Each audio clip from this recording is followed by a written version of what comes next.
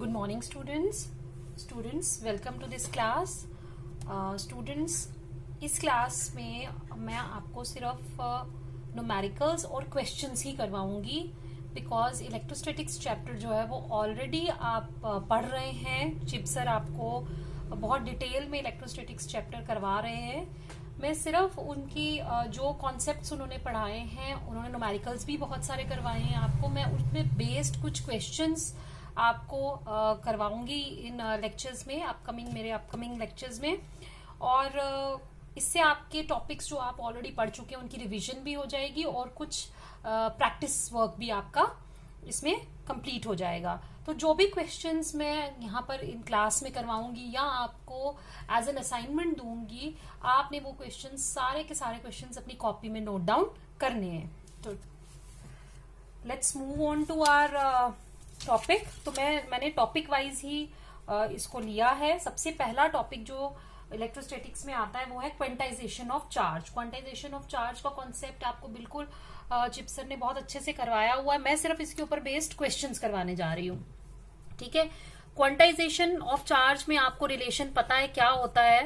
That is plus minus NE, where this positive Q stands for total charge on a body और N जो होता है ये होता है नंबर ऑफ इलेक्ट्रॉन्स और E आता है चार्ज ऑन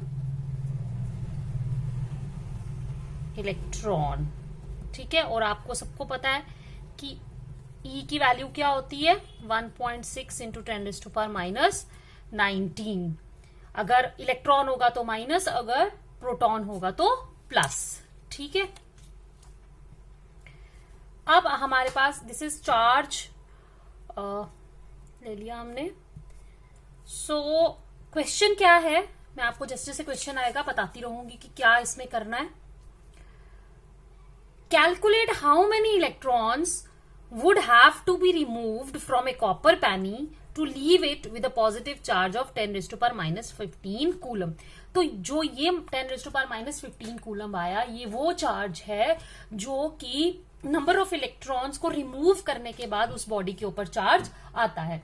आपको पता ही है कि जब भी दो बॉडीज को आपस में रब किया जाता है तो there is an exchange of electrons between the two bodies. The body which loses electrons acquires positive charge और जो बॉडी गेन करती है वो कौन सा चार्ज एक्वायर करती है? नेगेटिव. अब एक बॉडी है, कॉपर पेनी इन्होंने यहां पर ली है, उसमें से इलेक्ट्रॉन्स को रिमूव किया जा रहा है. जब रिमूव करेंगे इलेक्ट्रॉन्स को तो obviously that body will be deficient of electrons, और वो बॉडी जिसमें इलेक्ट्रॉन्स की कमी होती है वो बॉडी पॉजिटिव चार्ज एक्वायर करती है. तो उसके ऊपर कौन सा चार्ज आ रहा है? कितना चार्ज एक्वायर कर रही है वो? 10⁻⁻15 after the removal of certain electrons. Now we have to find out the number of electrons कि कितने इलेक्ट्रॉन्स को हम रिमूव करेंगे ताकि बॉडी के ऊपर इतना पॉजिटिव चार्ज आ जाए. तो हम इसी इक्वेशन में ये वैल्यूज डालेंगे 10⁻⁻15. ठीक है. क्योंकि हमारा चार्ज कौन सा आना है इसके ऊपर? पॉजिटिव. तो मैं N इंटू 1.6, ठीक है, कूलम लिखना चाहो तो लिखो. अब N की वैल्यू क्या आ जाएगी?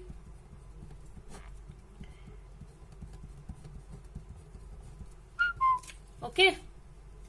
It is equal to 1/1.6 10⁻⁻15 plus 19. ठीक है. ये आ जाएगा 1/1.6 इंटू 10⁻⁴. अब हम क्या करेंगे? यहां से मैं ये 10 और नीचे क्या आया 16 और एक 10 मैंने इससे ले लिया 100 और इंटू कर दिया मैंने 10⁻3. ये मैंने इसलिए लिया क्योंकि 100 को जब मैं 16 से डिवाइड करूंगी मुझे पता है 6.25 आंसर आता है. तो इतने नंबर ऑफ इलेक्ट्रॉन्स जो हैं वो हमें रिमूव करने पड़ेंगे उस कॉपर पैनी से ताकि उसके ऊपर कितना पॉजिटिव चार्ज आ सके? 10⁻⁻15 कूलम. इस based on the quantization of charge आपके पास 2-3 तरह के क्वेश्चंस होंगे. वो सारे ही जितने भी टाइप्स के क्वेश्चंस पूछे जा सकते हैं वो मैंने इसमें कवर किए. अब next question, I hope it is clear. Next question है, is a charge of 5.8 into 10⁻⁻19 coulomb possible? अगर पॉसिबल है तो क्यों, अगर पॉसिबल नहीं है तो भी क्यों? We have to justify our answer. सबसे पहले वही quantisation of charge plus minus N E, where N stands for integer. ठीक है, एन जो है वो इंटीजर है, मीन्स कोई भी चार्ज जो किसी बॉडी के ऊपर आफ्टर रिमूवल ऑफ इलेक्ट्रॉन्स या आफ्टर गेनिंग ऑफ इलेक्ट्रॉन्स वो एक्वायर करेगी पॉजिटिव या negative charge, that has to be an integral multiple of ई।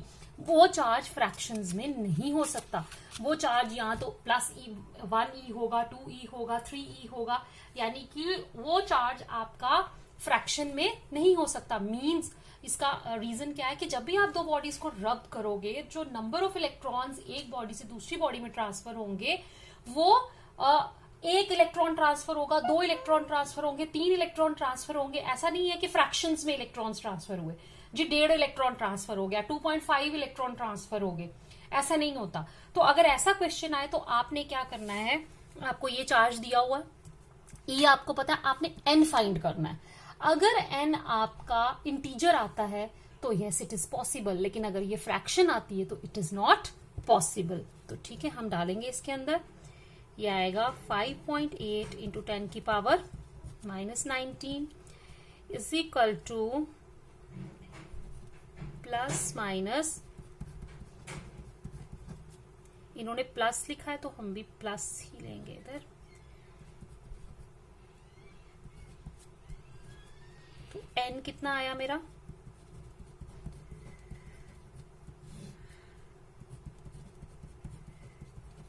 ठीक है। अब हमारे पास 2 नंबर्स हैं, मैंने इनको डिवाइड करना है। तो देखो डिवाइड करो,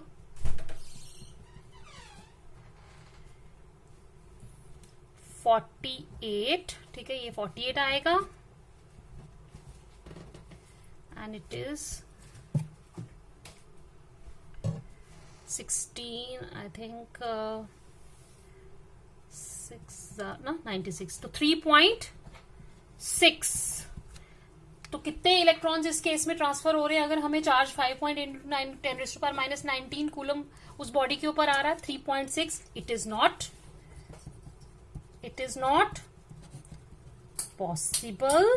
क्यों पॉसिबल नहीं है? Because n is a fraction and a body always have a charge equal to an integral multiple of e, यानी कि फ्रैक्शन में वो एक्सचेंज नहीं हो सकते। क्लियर? अब तीसरी टाइप का क्वेश्चन जो इसमें आता है वो ये है कि what is the total charge in coulomb associated with 75 kg of electrons. ठीक है, मतलब कि अगर आपके पास 70, अब इसमें मास का कॉन्सेप्ट आ गया कि 75 kg अगर आपके पास इलेक्ट्रॉन्स अवेलेबल है तो बताइए 75 kg ऑफ इलेक्ट्रॉन्स जो है वो कितना चार्ज उसके ऊपर होगा। मतलब आपको नंबर ऑफ इलेक्ट्रॉन्स नहीं दिया, अब यहां पर आपको यहां पर क्या दिया है, मास ऑफ इलेक्ट्रॉन्स दिया है। तो जब आपको मास ऑफ इलेक्ट्रॉन्स दिया है तो हम लोग क्या लगाएंगे, यहां पर यूनिटरी मेथड लगाएंगे। यूनिटरी मेथड कैसे लगेगा? द मास ऑफ, मुझे बताओ, मास ऑफ 1 इलेक्ट्रॉन, ये चीजें आपको याद रखनी है, ये पहले से भी हम लोग करते आए हैं कि एक इलेक्ट्रॉन का मास कितना होता है, 9.1 इंटू 10⁻⁻31 kg। मतलब इतना मास होगा तो बॉडी के पास कितने इलेक्ट्रॉन है, मतलब अगर इतना मास है इलेक्ट्रॉन का तो नंबर ऑफ इलेक्ट्रॉन कितने कॉन्स्टिट्यूट कर रहा है वो, 1। तो हम लिखेंगे 9.1 into 10⁻⁻31 kg mass contains how many electrons, 1 electron. ठीक है, यूनिटरी मेथड कि अगर एक पेंसिल 1 रुपए की है तो 10 पेंसिलें कितने रुपए की होंगी, जो हम क्लास 3rd से हम लोग का शायद करना शुरू कर देते हैं ये। Now 1 kg mass contains how many, बताओ, that is 1 upon 9.1 into 10⁻⁻31 electrons, और हमें दे रखा है 75।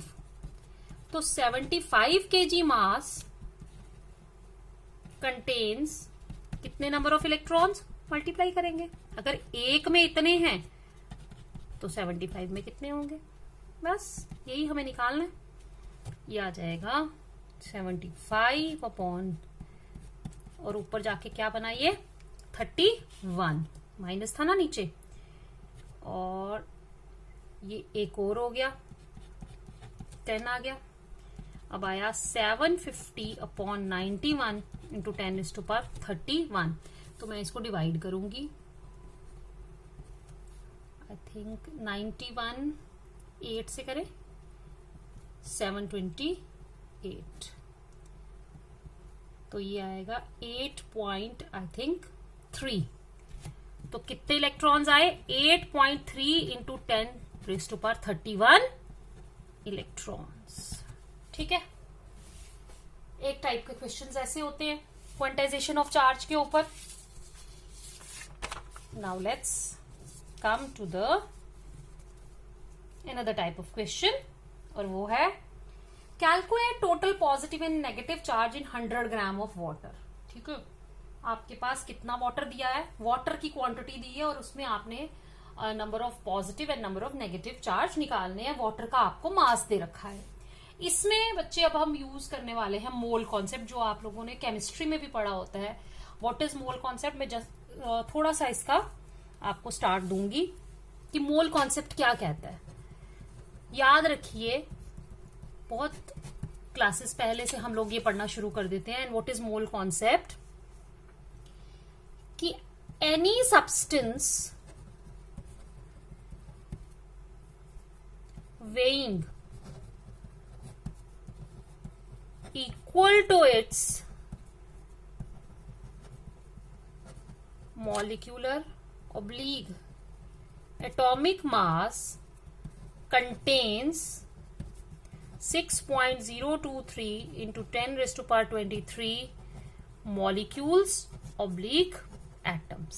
क्या मतलब है इसका, कोई भी सब्सटेंस अगर हम उसके किसी भी सब्सटेंस को अगर हम उसके एटॉमिक या मॉलिक्यूलर मास के बराबर ले ले, तो उसमें जो टोटल नंबर ऑफ एटम्स या मॉलिक्यूल्स होंगे वो कितने होंगे, 6.023 इंटू 10⁻23 मॉलिक्यूल्स। ठीक है, अब हमने क्या किया, हमें पता है कि वाटर जो है दैट इज अ मॉलिक्यूल, और आपको पता है what is the molecular mass of water, यानी H2O का मॉलिक्यूलर मास कितना होगा, 2 इंटू 1 प्लस 16 दैट इज 18 ग्राम। तो अगर मैं 18 ग्राम ऑफ वाटर लेती हूं, यानी उसके मॉलिक्यूलर मास के बराबर का अगर मैं वाटर लेती हूं, तो उसमें कितने नंबर ऑफ मॉलिक्यूल्स प्रेजेंट होंगे, 6.023 इंटू 10⁻23 मॉलिक्यूल्स। तो मैं लिखूंगी 18 ग्राम of water contains how many, contains number of, मैं अभी सिर्फ मॉलिक्यूल्स की बात कर रही हूं, अभी हम इलेक्ट्रॉन्स प्रोटॉन्स पे नहीं पहुंचे हैं।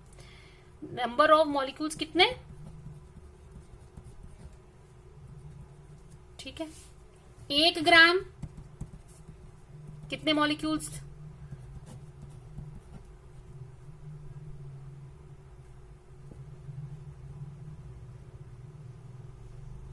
ठीक है,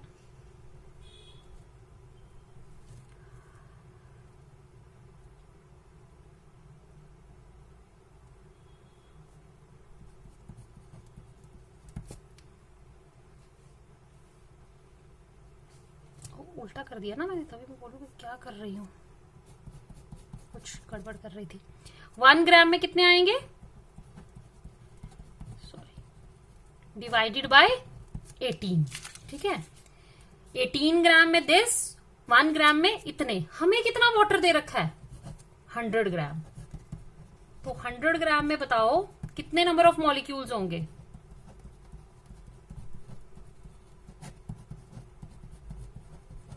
ठीक है। अब देखो हर मॉलिक्यूल के अंदर कितने प्रोटॉन्स और कितने इलेक्ट्रॉन्स होते हैं। मैं यहां लिखूंगी ईच ईच मॉलिक्यूल, बताओ हर मॉलिक्यूल के पास क्या है, 2 हाइड्रोजन है, has 2 hydrogen and 1 oxygen atom. 2 hydrogen क्या करेंगे, 2 इलेक्ट्रॉन्स, क्योंकि इसके एक हाइड्रोजन में 1 इलेक्ट्रॉन 1 प्रोटॉन होता है, तो 2 इलेक्ट्रॉन्स और क्या देंगे, 2 प्रोटॉन्स, और ऑक्सीजन याद करिए आप, दैट इज 2 8, ठीक है। तो ये क्या देगा हमें, 8 इलेक्ट्रॉन्स एंड 8 प्रोटॉन्स, ठीक है। समझ आया। ऑक्सीजन में क्या किया मैंने, ऑक्सीजन की जो एटॉमिक नंबर है वो कितना है, एटॉमिक नंबर इज 8, तो उसमें आपके कितने इलेक्ट्रॉन्स आएंगे, 8 इलेक्ट्रॉन और 8 प्रोटॉन्स, तो 2 इसके हाइड्रोजन के और 8 ऑक्सीजन के, तो टोटल नंबर ऑफ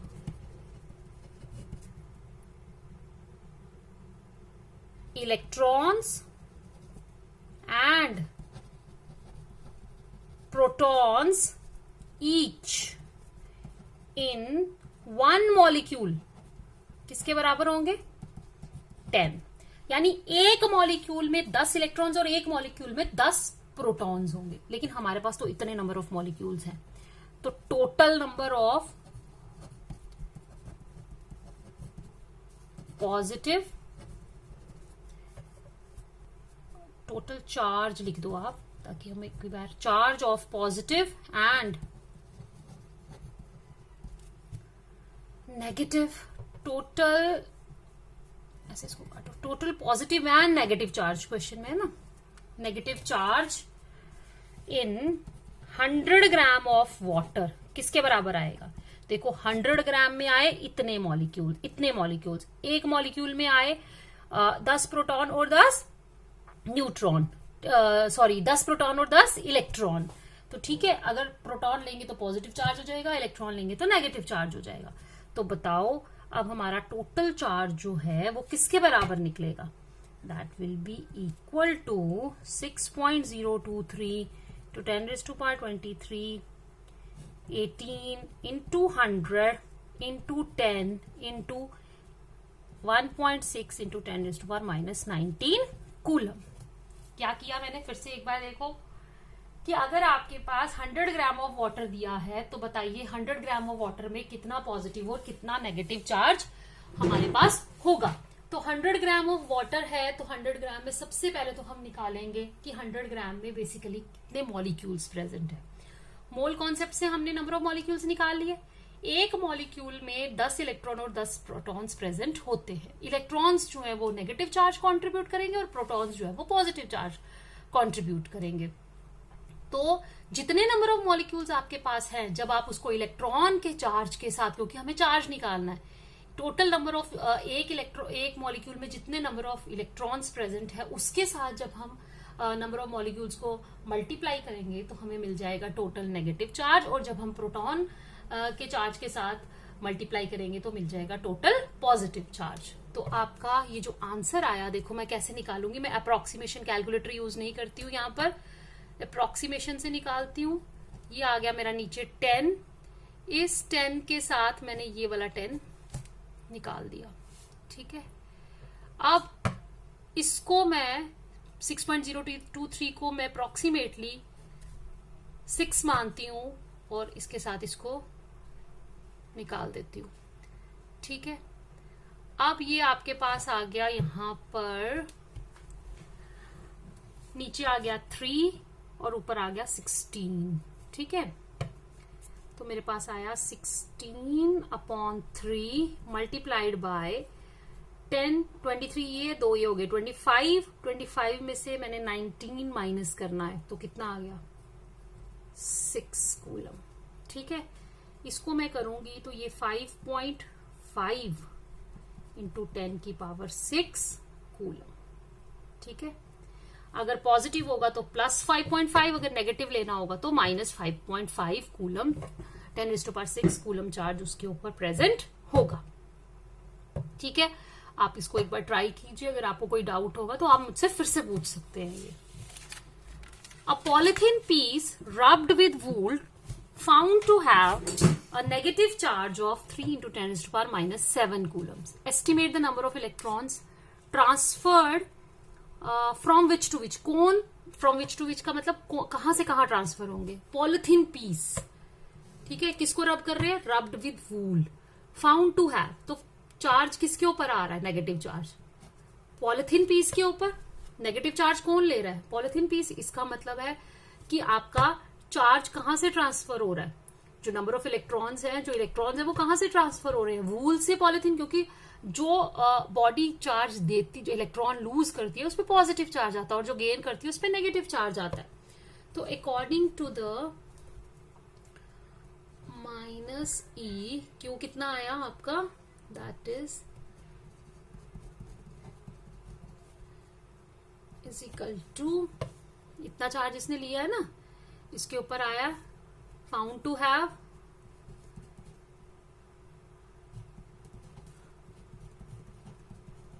हम ऐसे भी कर सकते हैं, और एन में माइनस ई डाल के यहां पर ये आपका आ जाएगा।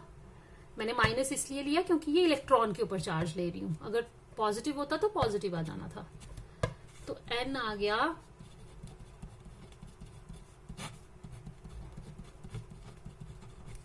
ठीक है।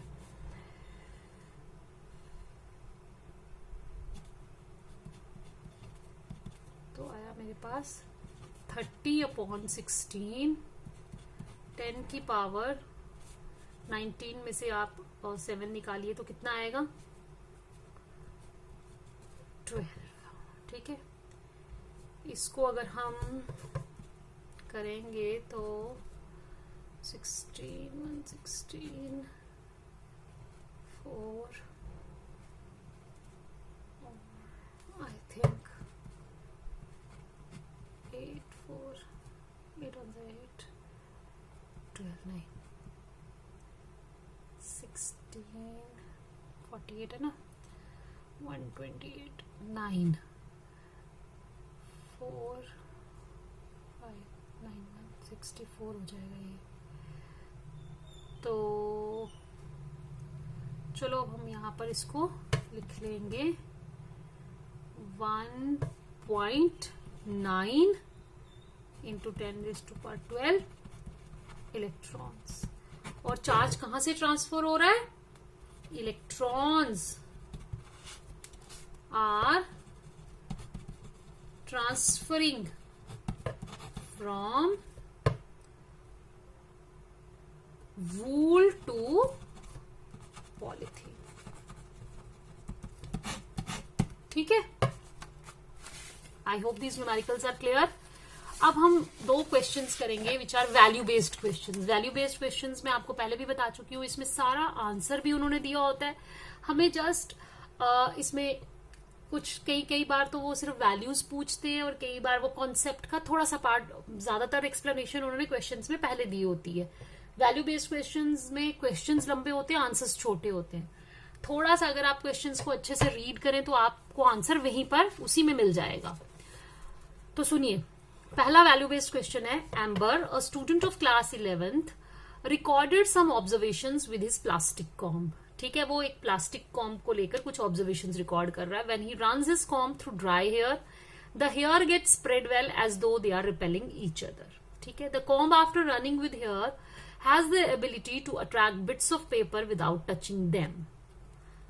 When he tried the same with a metal comb, none of the observations were repeated. ठीक है, he consulted his physics teacher. Amber finally decided to join the science club of the school and also decided to share his learnings and observations with the junior students to motivate them about science studies. What are the values shown by Amber and his physics teacher? What is the frictional electricity and what is explanation of his observations in the point A, B and C? Values तो आपको यहीं से पता चल जाएंगी question में से कि एम्बर और एम्बर के टीचर में क्या वैल्यूज थी। एम्बर में क्या आएगा कि वो इंक्विजिटिव था, क्यूरियोसिटी उसमें थी, to know about new things. फिर उसमें लीडरशिप क्वालिटीज, शेयरिंग क्योंकि वो बाकी बच्चों के साथ अपनी नॉलेज को शेयर करना चाहता था और वो मोटिवेट करना चाहता था बाकियों को to join the science club. फिर उसमें सेंसिटिविटी थी, डिवोशन थी टुवर्ड्स हिज वर्क। तो ये सारी आ जाएंगी वैल्यूज जो कि उसमें एम्बर और उसके टीचर में हमें इस क्वेश्चन से पता चलती है। Now what about the concepts, कौन से concepts A, B and C point से आते हैं। आप सबने फ्रिक्शनल इलेक्ट्रिसिटी के बारे में पढ़ा है, जब स्टार्ट हुआ था चैप्टर सर ने आपको बड़ी डिटेल में बताया था कि frictional electricity arises because of the static charges produced on the insulating bodies when they are rubbed against each other। तो याद रखिए फ्रिक्शनल इलेक्ट्रिसिटी तभी अराइज होती है जब आपके पास दो इंसुलेटिंग बॉडीज हैं और आप उन दोनों को रब करते हो और जो चार्ज वो एक्वायर करती हैं after rubbing with each other, वो चार्ज उसके ऊपर स्टेटिक रहता है, वो चार्ज उसके ऊपर वहां पर ही रहता है, स्टेशनरी रहता है, वो मूव नहीं करता है। तो हम कहते हैं कि जो इलेक्ट्रिसिटी उसके कारण अराइज होती है उसे फ्रिक्शनल इलेक्ट्रिसिटी कहते हैं। फॉर एग्जाम्पल हमने इसमें क्या किया, एक कॉम्ब लिया और उसको ड्राई हेयर के साथ हमने रब किया, तो कॉम्ब भी आपका इंसुलेटर है और आपके हेयर बाल जो है वो भी इंसुलेटर है। जब आप उन दोनों को रब करोगे तो प्लास्टिक कॉम्ब के ऊपर भी चार्ज आ जाएगा और आपके बालों के ऊपर भी, हेयर के ऊपर भी चार्ज आ जाएगा। ठीक है। अब hair being insulated gets charge due to friction. आपका जो हेयर, आपके बाल हैं, उनके ऊपर नेगेटिव चार्ज आ जाता है और कॉम्ब के ऊपर रबिंग करने पर उसके ऊपर पॉजिटिव चार्ज आ जाता है। ये पॉजिटिव और नेगेटिव चार्ज कैसे डेवलप होते हैं, ये एक सीरीज है। तो अगर आपको आपने वो सीरीज लर्न कर ली तो आपको पता चल जाएगा कि जब आप दो ऑब्जेक्ट्स, इंसुलेटिंग बॉडीज को आपस में रब करते हैं, उस सीरीज में जो ऑब्जेक्ट पहले आता है उसके ऊपर पॉजिटिव चार्ज आता है और जो ऑब्जेक्ट बाद में आता है वो नेगेटिव चार्ज एक्वायर करता है। तो जब हम हेयर को और कॉम्ब को रब करते हैं अगेंस्ट ईच अदर, तो कॉम्ब एक्वायर्स पॉजिटिव चार्ज और हेयर एक्वायर्स नेगेटिव चार्ज। अब क्योंकि कॉम्ब जो है वो एक इंसुलेटर है, उसके ऊपर जो चार्ज आएगा वो स्टैटिक रहेगा, वो मूव नहीं करेगा। तो जब आप उसको पेपर बिट्स के साथ दूर से ही, टच नहीं कराना है आपने, दूर से ही जब उसको उसके पास लाने की कोशिश की है, दूर से ही आप देखोगे उसको तो जो पेपर बिट्स होंगी वो उसकी तरफ अट्रैक्ट हो जाएंगी। अब पेपर बिट्स क्यों अट्रैक्ट होंगी towards the positively charged comb? It is due to the process of induction. Induction का प्रोसेस भी आपने पढ़ा हुआ है। इंडक्शन में क्या होता है कि जब आपके पास एक चार्ज्ड बॉडी है, आप उस बॉडी को अनचार्ज्ड बॉडी के साथ टच नहीं करवाते। आप ये सपोज आपकी, यहां मैं दिखाती हूं आपको कि ये सपोज आपकी एक चार्ज्ड बॉडी है, ठीक है। सपोज मेरी यहां चार्ज्ड बॉडी आ गई, पॉजिटिवली चार्ज्ड मेरा कॉम्ब है ये, और ये पेपर है विच इज अनचार्ज्ड, ठीक है। इसको टच नहीं कराना है, इसको दूर रखना है। आप देखोगे थोड़ा दूर रखने पर क्या होगा, इसका जो पॉजिटिव चार्ज है इसके नेगेटिव चार्ज को अपनी तरफ अट्रैक्ट करेगा और इसका पॉजिटिव चार्ज दूसरी साइड पर डेवलप हो जाएगा। This process due to which the negative charge arises on the nearer end of the positively charge body which is brought closer to this uncharged body, और जो farther and होगा उसके ऊपर positive similar जो इसका charge है। अगर आपने एक चार्ज बॉडी को एक अनचार्ज बॉडी के पास रखा है तो जो उस अनचार्ज बॉडी का नियरर एंड होगा उसके ऊपर ऑपोजिट काइंड ऑफ चार्ज आ जाएगा और जो उसका फार्दर एंड होगा उसके ऊपर सिमिलर चार्ज आ जाएगा। तो आप देखो कि आपने ये अनचार्ज्ड रखा था, ये इसके ऊपर कोई चार्ज नहीं था पेपर के ऊपर, लेकिन जैसे ही आपने इसको एक चार्ज्ड बॉडी को इसके पास लाया, जैसे कि पेपर बिट्स होती हैं, और आप कॉम्ब को उसके पास लाते हो, तो because of the process of induction इसके नियरर एंड पे नेगेटिव चार्ज जो है वो इंड्यूस हो जाएगा। This charge is known as induce charge, और जो चार्ज इसको इंड्यूस करवा रहा है उसको कहते हैं इंड्यूसिंग चार्ज। तो ये चार्ज बॉडी इसको अट्रैक्ट करेगी और ये पेपर बिट्स जो है वो इसकी तरफ मूव करना स्टार्ट कर देंगे, ठीक है। अब ये तो था in case of the comb and plastic comb and paper, ठीक है। अब अगर हम इस प्लास्टिक कॉम्ब की जगह क्या ले लें, एक मेटालिक कॉम्ब ले लें, जो कि इस क्वेश्चन में बताया गया है कि उसने सेम फिनोमेना मेटालिक कॉम्ब के साथ भी लिया, लेकिन जब मेटालिक कॉम्ब लिया तो उसने जब ये वाला स्टेप उसने दोबारा से रिपीट किया तो उसने देखा पेपर के जो बिट्स हैं वो उसके साथ क्लिंग नहीं हो रहे हैं, वो अट्रैक्ट नहीं हो रहे हैं, उसका रीजन यही है कि जब आपने मेटल कॉम्ब लिया तो उसके ऊपर अगर रबिंग की वजह से कोई चार्ज आता भी है, that charge is not static, that charge is moving. वो चार्ज क्या करता है, वो क्योंकि वो कंडक्टर है, तो थ्रू योर हैंड या जिस भी ऑब्जेक्ट के साथ आपने उसको पकड़ा है वो चार्ज मूव कर जाएगा through your body into the ground, और वो चार्ज चला जाएगा। तो वो बॉडी जो है, वो आपकी जो मेटल है उस समय उसके ऊपर कोई भी चार्ज रिसाइड नहीं करेगा। अगर चार्ज यहाँ पर नहीं होगा तो वो कोई दूसरा इंड्यूस चार्ज भी प्रोड्यूस नहीं कर पाएगा, जिसकी वजह से पेपर बिट्स उसकी तरफ अट्रैक्ट नहीं होंगे। तो याद रखिए कि ये जो फ्रिक्शनल इलेक्ट्रिसिटी है, it is the property of the insulating bodies. अगर आप उस प्लास्टिक कॉम्ब की जगह मेटालिक कॉम्ब लेंगे तो मेटालिक कॉम्ब के ऊपर अगर कोई चार्ज आ भी जाता है रबिंग की वजह से, तो वो चार्ज उसके ऊपर परमानेंट नहीं होता। वो चार्ज जो है वो through your hand it will come to the go to the ground. So that is why ये वाला प्रोसेस पॉसिबल नहीं हुआ। तो मैंने ये आप यहां पर लिखा हुआ है, तो ये आप लोग इसमें से आंसर पढ़ सकते हैं। अब नेक्स्ट क्वेश्चन मैंने इसमें लिया है, ये क्वेश्चन सीबीएसई एग्जाम्स में पूछा हुआ है। Immediately after school hour, as Bimla with her friends came out, they noticed that there was a sudden thunderstorm accompanied by the lightning. They could not find any suitable place for shelter. Dr. Kapoor, who was passing nearby in his car, noticed these children and offered them to come in their car. He even took care to drop them to the locality where they were staying. Bimla's parents, who were waiting, saw this and expressed their gratitude to Dr. Kapoor. What values did Dr. Kapoor and Bimla's parents displayed? Why is it considered safe to be inside a car, especially during lightning and thunderstorm? Define the term dielectric strength. What does this term signify? ठीक है, ये process भी आप लोगों ने पढ़ा हुआ है।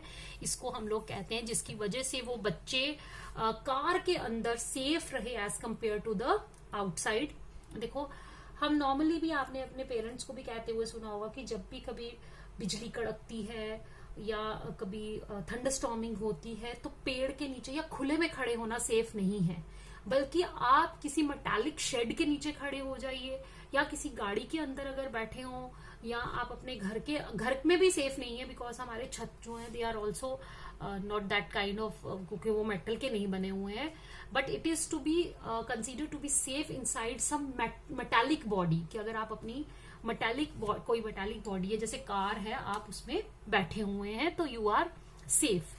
इस प्रोसेस को हम बोलते हैं इलेक्ट्रोस्टैटिक शील्डिंग। ये आपने पढ़ा हुआ है, इलेक्ट्रोस्टैटिक शील्डिंग।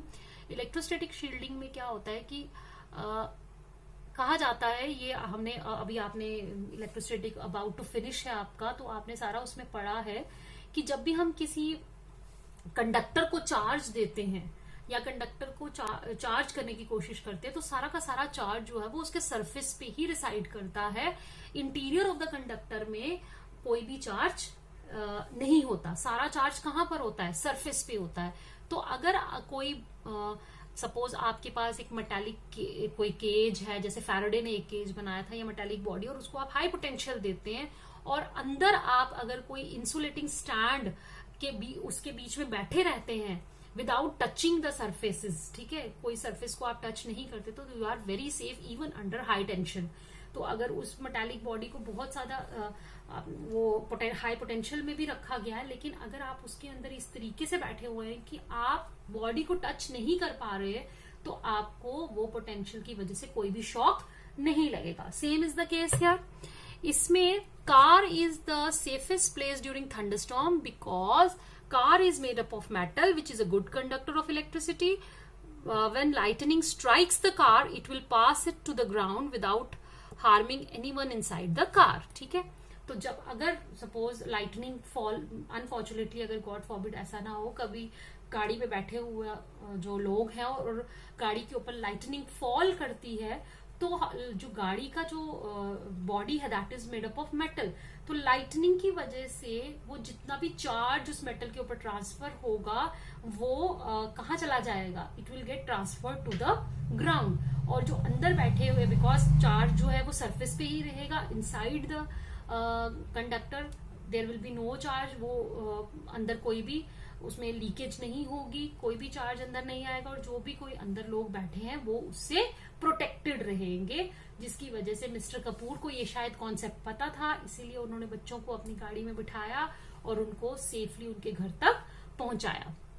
तो क्या क्या वैल्यूज जो है वो उन लोगों ने दिखाई। डॉक्टर कपूर जो थे वो केयरफुल थे, अवेयर थे, helping towards the social cause. और एक इसमें पूछा है dielectric strength. Dielectric strength क्या होती है? It is the maximum voltage that a dielectric material can withstand under specific conditions without rupturing. It is usually expressed as volts per metre per unit thickness. तो dielectric strength, ये dielectrics जब आप पढ़ते हो तो उसमें ये polarisation में अभी आपको, अगर आपने किया नहीं है तो आपको बता दिया जाएगा कि डाई इलेक्ट्रिक्स क्या होते हैं और डाई इलेक्ट्रिक स्ट्रेंथ जो है वो क्या होती है। Dielectric are the materials which are otherwise insulators but under special conditions they show some electrical effects. तो जब हम किसी डाई इलेक्ट्रिक को इलेक्ट्रिक फील्ड देते हैं तो because of the alignment of the जो उसके अंदर डाइपोल्स होते हैं उनकी अलाइनमेंट होती है, जिसकी वजह से वो temporarily under the effect of external electric field वो इलेक्ट्रिक इफेक्ट्स शो करते हैं। लेकिन एक पर्टिकुलर वैल्यू होती है इलेक्ट्रिक फील्ड की, जिसमें कि वो जो आपके डाई इलेक्ट्रिक सब्सटेंस है वो without rupturing electric effects show कर सकता है, वो उस इलेक्ट्रिक फील्ड को बर्दाश्त कर सकता है। एक इलेक्ट्रिक फील्ड ऐसी भी आती है जो वो डाई इलेक्ट्रिक मटीरियल टॉलरेट नहीं कर पाते और उसमें वो सारे बॉन्ड्स उनके जो है वो रप्चर हो जाते हैं और डाई इलेक्ट्रिक सब्सटेंस जो है उस समय कोई भी इलेक्ट्रिकल इफेक्ट शो नहीं करता। तो that is known as dielectric strength। तो बेसिकली डाइलेक्ट्रिक स्ट्रेंथ क्या है? डाइलेक्ट्रिक स्ट्रेंथ जो है that is electric field, the maximum value of the electric field which a dielectric can withstand without getting ruptured under special conditions। तो that was all I had for you today। तो अगले lecture में मैं कुछ और numericals और conceptual questions या value based questions आपके साथ लेकर फिर आऊंगी। Thank you so much. Stay home, stay safe.